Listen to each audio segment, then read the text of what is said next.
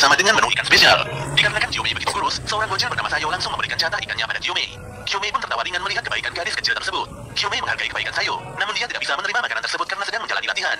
Kyomei lantas meminta Sayo makan lebih banyak agar bisa tumbuh besar dan semakin kuat. Semuanya pun makan bersama dalam suasana yang begitu hangat dan menyenangkan. Meski tidak memiliki hubungan darah, namun mereka bisa rukun dan saling menolong satu sama lain layaknya keluarga. Ya, setidaknya hanya itulah yang awalnya ada di pikiran Kyomei. Tapi pada suatu ketika, seorang bocah yang diketahui bernama Kaikaku telah melanggar sebuah pantangan besar. Kaikaku harus bertemu dengan iblis karena dia tidak berhasil kembali ke kuil sebelum gelap. Untuk menyelamatkan dirinya sendiri, Kaikaku tega membiarkan iblis mendatangi Kyomei dan 8 bocah lainnya di dalam kuil. Malam itu suasana nampak begitu hening. Di tempat asal Kyomei, pengetahuan tentang ancaman iblis masih tetap bertahan. Kyomei pun sudah terbiasa membakar dupa bunga Fuji pada setiap malam. Parahnya, Kaikaku malah memadamkan dupa tersebut dan menghancurkan api pembakarnya. Jelas saja hal tersebut membuat si iblis bebas bergerak dan melakukan apapun semaunya. Ketika Kyomei sadar, tanpa diduga 4 anak sudah bersimbah darah dan meregang nyawa. Kyomei pun berusaha sekuat tenaga untuk melindungi 4 bocah yang tersisa.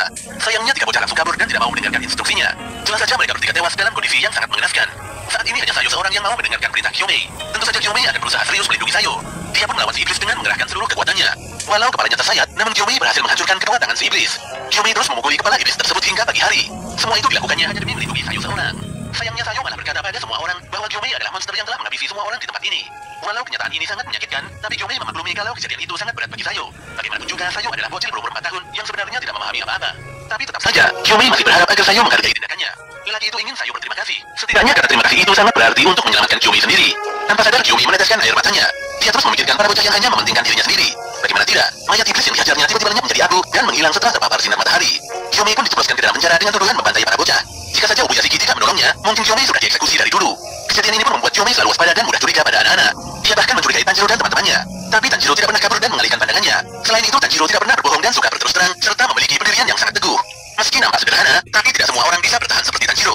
Kyomei benar-benar mengakui ketangguhan Tanjiro, dan dia begitu yakin karena mata batinnya telah berkata demikian. Oleh karena itulah, mulai detik ini Kyomei akan membantu Tanjiro sekuat tenaga, agar pemuda itu tidak menyimpang dari jalan kebenaran. Mendengar kisah menyedihkan Kyomei, tak ayal membuat Tanjiro menangis sesenggukan. Dia pun berterima kasih dan berjanji untuk berjuang dengan sepenuh hatinya. Kyomei pun mengusap kepala Tanjiro, seperti dia mengusap kepala Sayo dulu. Kyomei lantas berkata kalau Tanjiro telah menyelesaikan latihannya dengan sangat baik. Pada keesokan paginya, Tanjiro, Genya dan Inosuke terlihat makan bersama-sama. Genya menilai kalau Kyomei adalah sosok yang baik hati. Meski awalnya Kyomei tidak mau menerima Genya sebagai muridnya, namun Hashira Batu itu berubah pikiran setelah merasakan aura Genya yang bisa memakan iblis. Dia juga memperkenalkan Genya pada Gojo Shinobu untuk memeriksakan keanehan tubuhnya. Tapi Gojo selalu memarahi Genya dengan begitu ketus karena ketidakmampuan pemuda itu dalam menguasai teknik pernafasan.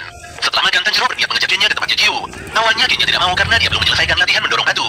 Namun wajah Genya seketika berubah saat Tanjiro mengungkapkan bahwa dia ingin mengobrolkan hal penting mengenai Hashira Angin alias Hanemi. Sesaat kemudian, Tanjiro mendatangi Zenitsu di pinggiran sungai untuk membagikan ikan bakar buatannya. Tanjiro lantas berpamitan pada Zenitsu untuk pergi menuju pelatihan Hashira selanjutnya. Sebenarnya Tanjiro agak mengkhawatirkan Zenitsu, apalagi belakangan ini Zenitsu tidak banyak bicara.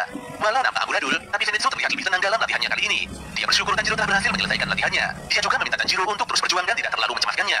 Tanjiro pun terpaksa pergi meninggalkan Zenitsu, yang masih terlihat serius.